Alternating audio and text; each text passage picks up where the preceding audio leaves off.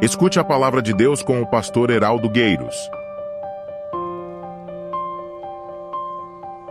Quero compartilhar com os amados irmãos, Filipenses capítulo 2, a partir do verso 1, o apóstolo Paulo nos diz assim: se por estarmos em Cristo, nós temos alguma motivação, algum encorajamento, alguma exortação de amor, alguma comunhão no Espírito, alguma profunda afeição e compaixão, completem a minha alegria, tendo o mesmo pensar, o mesmo amor, um mesmo espírito, uma mesma atitude.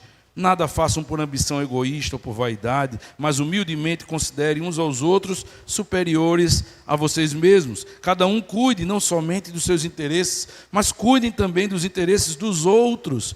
E aí no verso 5 ele diz: seja a atitude de vocês a mesma de Cristo Jesus. Em outra versão nos é dito assim: de sorte que haja em vós o mesmo sentimento que houve também em Cristo Jesus. Em outra versão ainda diz: tende em vós o mesmo sentimento e a mesma atitude que houve em Cristo Jesus. Amados irmãos, a expressão sentimento, no grego aqui, é a expressão pronesto. E faz muito sentido a gente saber qual é a palavra exata no original grego, porque no português nós temos mais palavras para serem sinônimas de algo que parece ser a mesma coisa. Então eu posso falar sentimento, pensamento, imaginação, intenção, e de repente eu posso usar tantos sinônimos e não fugir do meu tema, e você vai entender o que eu estou falando. Mas o grego, ele tem uma diferença, ele tem menos sinônimos e as palavras têm mais sentido. Se eu olhar para essa palavra sentimento ou atitude, do ponto de vista do português, eu vou imaginar que o que ele está dizendo é: poxa, quando você for cantar, cante com vigor. Quando você for aplaudir, aplauda com força. Quando você orar, ore assim com intensidade, porque eu posso entender que fazer algo com sentimento é algo que tem que demandar mais. Então, se eu olho uma pessoa que orou alto e uma pessoa que orou baixinho, eu vou dizer: poxa, a que orou alto orou com mais sentimento, com mais intensidade, com mais atitude.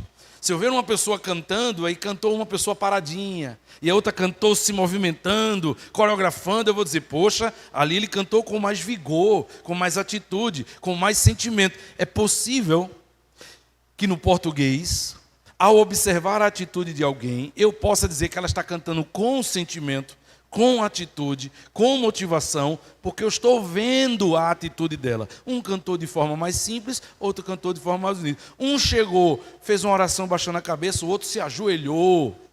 Um nem bateu palma, o outro bateu palma. Um trouxe uma ofertinha pequena, mas o outro trouxe uma grande oferta aos meus olhos. E eu vou dizer que aquele fulano, que aquela beltrana, que aquela pessoa teve uma mais atitude, mais sentimento. Mas a palavra pronesto não é a atitude visual. Não é o sentimento que você percebe pela manifestação, pela coreografia, pela atitude externa. Pronesto é a palavra que diz assim: motivação, sentimento por trás. Duas pessoas poderão ter a mesma atitude, mas com motivações diferentes. E se eu olhar e correr o risco de julgar alguém pela aparência, porque alguém parece ter orado com mais intensidade, porque alguém parece ter ofertado com mais liberalidade, porque parece que alguém cantou com mais alegria, eu posso estar profundamente equivocado, porque eu não conheço a mente e o coração daquela pessoa. E pode ser que aquela pessoa que orou baixinho, com menos intensidade, com menos coreografia, tenha feito uma oração muito mais sincera do que aquele que fez com mais coreografia. Pode ser que aquele que cantou de uma forma mais simples, tenha cantado com mais adoração do que aquele que visualmente demonstrava estar cantando com mais adoração. Pode ser que aquele que deu uma oferta menor esteja dando para Deus uma oferta mais agradável do que aquele que deu uma grande oferta visível, porque na verdade, conhecendo o coração daquelas pessoas, Deus sabe que aquele que deu menos, deu tudo o que tinha, aquele que deu muito, tinha muito mais para dar e não deu. Você percebe? Quando Jesus olha para aquela viúva lá em Lucas capítulo 11, e diz assim, olha, sabe quem foi que mais deu? Foi a viúva. Não fazia sentido para os discípulos essa observação de Jesus, porque todos estavam com Jesus, perto do espaço do templo, do ofertório, todos ouviam as pessoas dizerem para que era a sua oferta e o valor da sua oferta. Então, matematicamente, eles podiam dizer, não, ela deu muito pouco, ela só deu 2 moedas. Pronesto é a capacidade de Deus ver exatamente o que está na nossa mente e no nosso coração. E Jesus diz assim, ela deu mais do que todo mundo. Porque conquanto 2 moedas não valam muita coisa, era tudo que ela tinha. Portanto, o sentimento dela qualificou a atitude dela. E ela deu mais do que todo mundo, porque ela deu tudo o que tinha. Que coisa linda, irmãos. Nós entendemos que o nosso Deus nos avalia de forma honesta, de forma interna, levando em conta o que está na nossa mente e no nosso coração. Porque isso tira de nós aquela preocupação de que a gente precisa aparecer com todo mundo. E é interessante que se você chega numa igreja que tem um estilo, daqui a pouco você adota aquele estilo. Então você começa a orar alto, ou você começa a levantar a mão, ou você começa a fazer isso e aquilo, porque você começa a olhar todo mundo, e todo mundo faz aquilo, e você toma que, poxa, a adoração é assim então, para orar tem que ser assim, para vir para a igreja tem que ser assim, a roupa tem que ser essa. Mas e o coração? Quando a mulher samaritana chega para Jesus em João capítulo 4, e diz assim, qual é o lugar mais adequado, qual é o lugar mais correto de adorar a Deus? Porque eu não quero que a minha adoração não suba se eu estiver adorando no lugar errado. Qual é o lugar? Então o foco dela era o lugar. Vocês adoram em Jerusalém, a gente adora aqui no Monte Gerezim. Qual é o lugar para eu não adorar no lugar errado? E Jesus disse, não é o lugar, é o coração. Os verdadeiros adoradores adoram em espírito e em verdade, portanto, eles podem adorar em qualquer lugar, porque não é o lugar que qualifica a adoração, mas a adoração sem espírito e em verdade. E aí Jesus diz, o Pai procura a tais adoradores que assim o adorem. O Pai observa com a visão honesta. Ele olha o que está por dentro, no interno. O sentimento, o que qualifica a ação. O grande problema das nossas igrejas, irmãos, e o grande problema para mim como pastor, é eu entender que Deus não está avaliando meu ativismo, ou a quantidade de coisas que eu faço. E Ele às vezes nem está também avaliando com a qualidade que eu faço, com a performance com que eu prego, com que eu oro, com que eu faço as coisas. Porque se tudo isso for bom, e o coração, a intenção, o pensamento for mal, tudo foi prejudicado. Porque não começa na performance, começa na intenção. Não começa no cantar ou no falar, começa na intenção. O fato não é você estar na igreja, hoje, no culto, que é muito importante, parabéns pela decisão. Mas isso não vale muita coisa se você está aqui, mas não está. Se você está aqui, mas está disperso. Se você está aqui, mas está preocupado. Se você está aqui, mas não está crendo. Se você está aqui, mas está preocupado com o que vai acontecer depois, porque na verdade você só veio porque tem que se encontrar com alguém depois. Se você está aqui, mas está observando a roupa de alguém, o pensamento de alguém, está mexendo no celular, você está aqui. E aí Deus poderia dizer assim, meu servo veio para a igreja, mas meu servo não está na igreja. Ele me honra com os seus lábios, com a sua boca, mas o seu coração está distante de mim. Pronesto. É por isso que Paulo, amados irmãos, em Filipenses capítulo 2, verso 5, ele diz assim, que a atitude de vocês seja o mesmo sentimento que houve em Cristo Jesus. Que tudo o que vocês façam, façam com o mesmo sentimento que houve em Cristo Jesus. Em outra versão vai dizer assim, que de sorte que haja em vós o mesmo sentimento que houve em Cristo Jesus. Porque, amados irmãos, quando o nosso coração é parecido com o coração de Cristo Jesus, muitas atitudes naturalmente mudam. Muitas preocupações desaparecem. Eu estou pouco me lixando o que vão pensar de mim, porque eu já quero fazer o que é certo. Eu não preciso que ninguém me fiscalize, eu não preciso que ninguém chame a minha atenção, eu não preciso que ninguém me julgue, porque eu estou com o coração de Cristo Jesus e o que eu quero fazer para Deus é o meu melhor. Eu sei se eu estou em condições de pregar ou não, eu sei se eu estou em condições de cantar ou não, eu sei se eu estou em condições de assumir aquilo ali ou não, e eu vou me poupar, porque eu tenho o mesmo sentimento que houve em Cristo Jesus.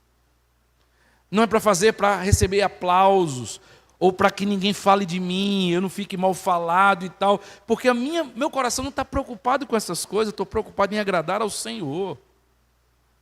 E pode ter certeza que a motivação para trabalhar para o Senhor também muda.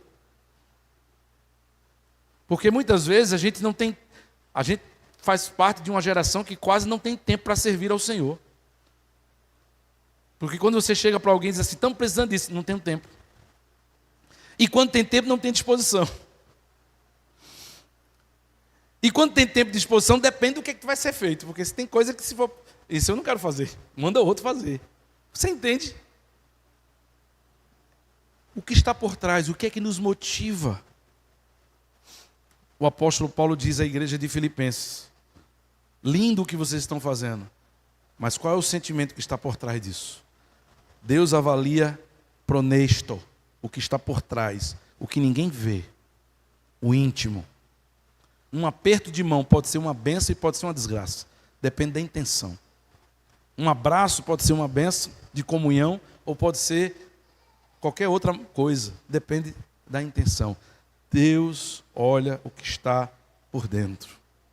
E Paulo diz, tende em vós, em tudo que vocês façam, em todas as atitudes, o mesmo sentimento que houve em Cristo Jesus. Para quê? Para o objetivo de agradar a Deus. E a grande pergunta que nós precisamos fazer nessa manhã, então, é qual foi o sentimento que houve em Cristo Jesus? Qual era o sentimento que estava em Jesus, em tudo que Jesus fazia? Paulo vai responder em Filipenses capítulo 2. Veja que no verso 6 e 7, ele diz assim, olha o sentimento que houve em Cristo Jesus. Tende em vós, verso 5, o mesmo sentimento que houve nele. Qual foi o sentimento que houve nele? Verso 6, que embora sendo Deus, não o considerou ser igual a Deus. Era algo a que devia apegar-se, mas ele esvaziou-se a si mesmo, vindo a ser servo, sendo semelhante a homens. Qual foi o primeiro sentimento que houve em Cristo Jesus, em tudo o que ele fez, irmãos? O sentimento de anular a sua vaidade, de anular as suas vontades, para que ele pudesse revelar a glória de Deus. Ele era Deus, mas ele se fez homem. Ele não veio como Deus, ele não se apresentou como Deus, ele se apresentou como homem, mesmo sendo Deus. Era Deus, mas escolheu ser um de nós. E aí você vê como é preocupante o sentimento de muitas pessoas que quando estavam no mundo não eram nada e depois se convertem, a gente acha que é quase vice-deus na igreja. A gente se acha mais importante, a gente começa a se achar mais importante que outras pessoas, a gente se acha no direito de julgar outras pessoas, a gente começa a avaliar, se achando mais perfeito e mais superior. Ele era Deus, mas ele nunca se colocou nem igual ao Pai, muito menos acima do Pai. E certamente, amados irmãos, esse é um dos sentimentos muito escassos em muitas coisas que nós fazemos, em muitos dos nossos ativismos, em muitas das nossas atividades. É gente se anular, não buscar a sua própria vaidade, para que a glória seja somente de Deus. O segundo sentimento que Paulo diz que houve em Cristo Jesus está aqui no verso 7 ainda, no final do verso 7. Quando ele esvaziou-se a si mesmo, ele assumiu a forma de servo, tornando-se semelhante aos homens. Ele se tornou servo para os homens.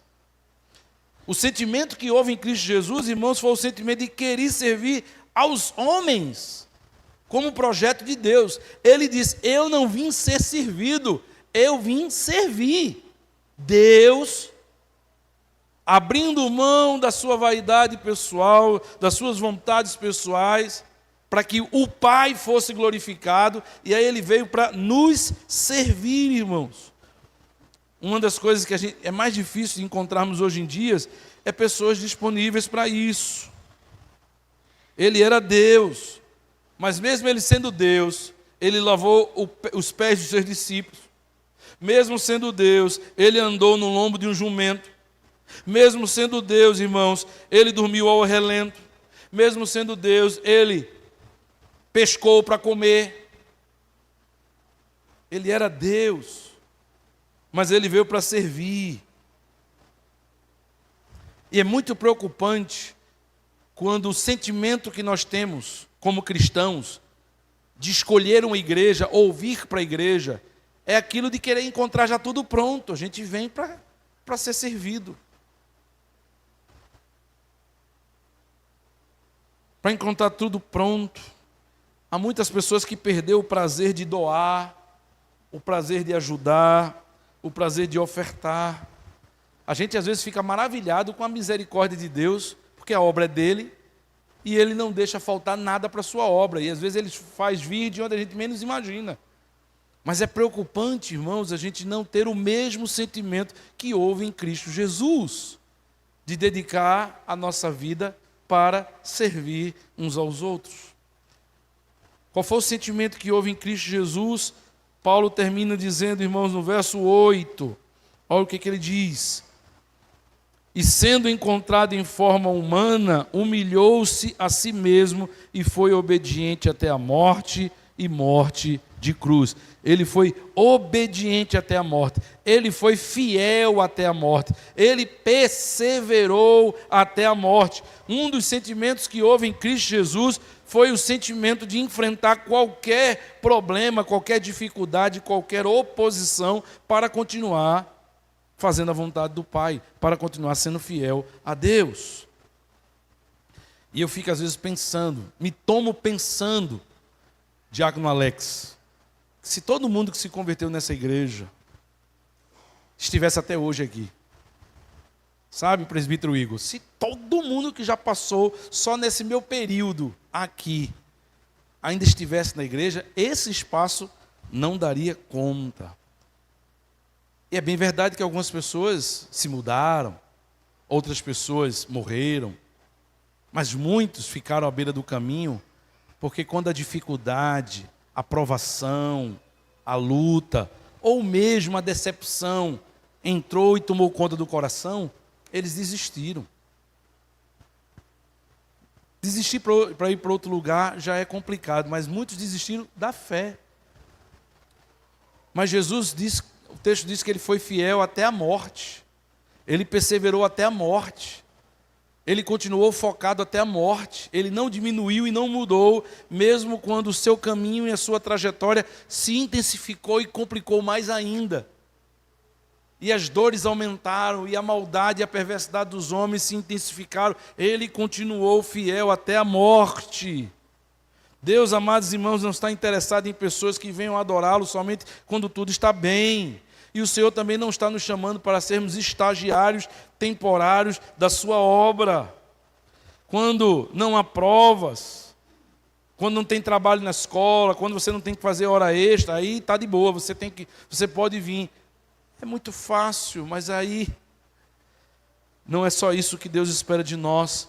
Porque culto, segundo Paulo, escrevendo aos Romanos, no capítulo 2, continua sendo apresentar os nossos corpos em sacrifício vivo, santo e agradável. É sacrifício. Sair de casa, acordar pela manhã, vir para esse clima gostoso do Espírito, aquecendo os nossos corações, nessa manhã dentro desse templo, é sacrifício.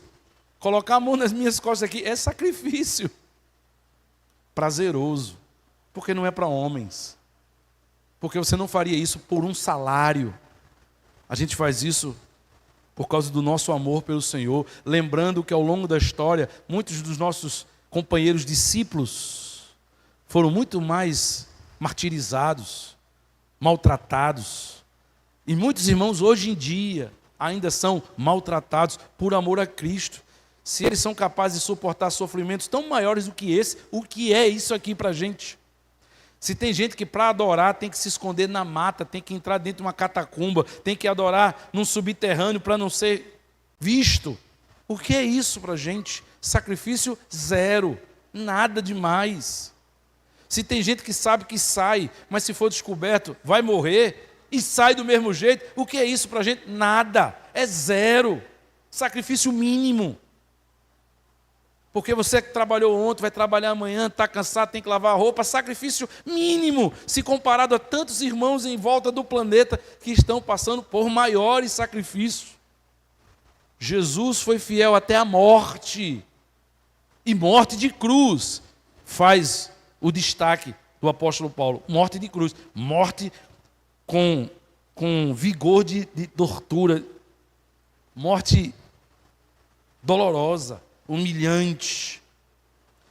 Tende em vós o mesmo sentimento, em tudo que vocês façam, o mesmo sentimento que houve em Cristo Jesus. Sentimento que deixou a vaidade de lado, vontades de lado para agradar a Deus. Sentimento de ter assumido a forma de servo para servir aos homens, para glorificar ao Pai. Servir, não ser servido, servir. Sentimento de que enfrentou as oposições e enfrentou as dificuldades e foi fiel até a morte, sendo morte de cruz. Porque podia ser uma morte mais simples, menos violenta, podia ser uma decapitação, é rapidinho, puf.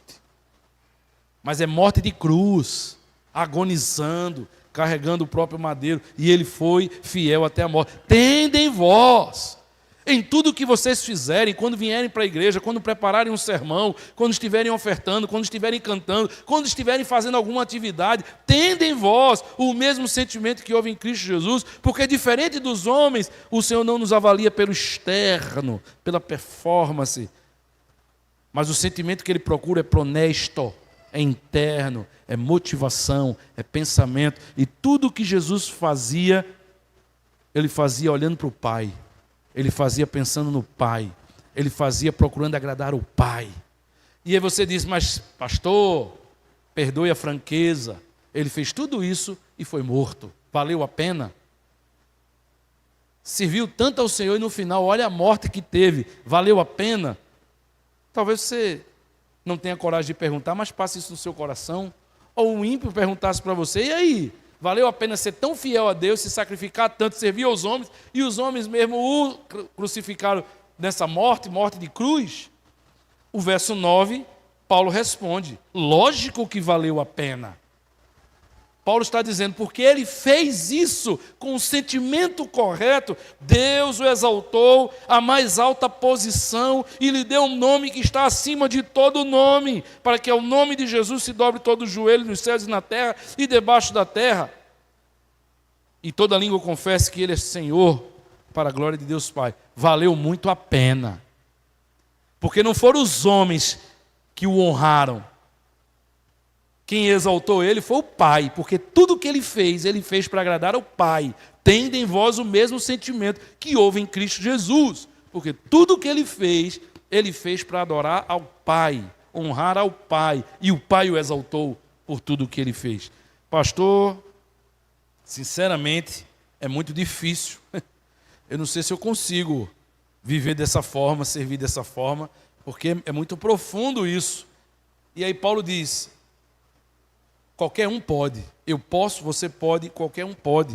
Verso 13 ele diz assim, pois é Deus quem efetua em vocês tanto o querer quanto o realizar de acordo com a vontade dEle.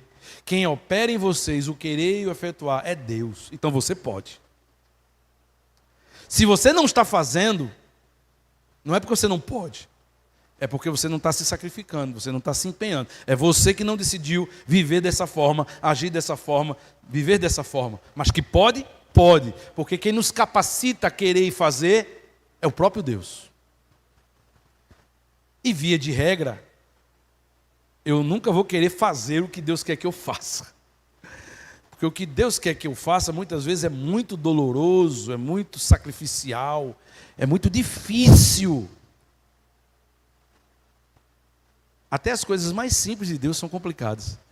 Mas eu posso fazer, porque é Ele quem opera em vocês, diz o apóstolo Paulo. É Ele quem opera em mim, é Ele quem opera em nós, o querer e o realizar. Capacidade para fazer, viver dessa forma, ter o mesmo sentimento de Cristo Jesus em tudo que nós fizermos na igreja? Tem sim. E é isso que nós precisamos fazer. Os homens vão reconhecer? Não, não vão. Mas aquele que exaltou a Jesus, porque fez da maneira certa, vai exaltar você também.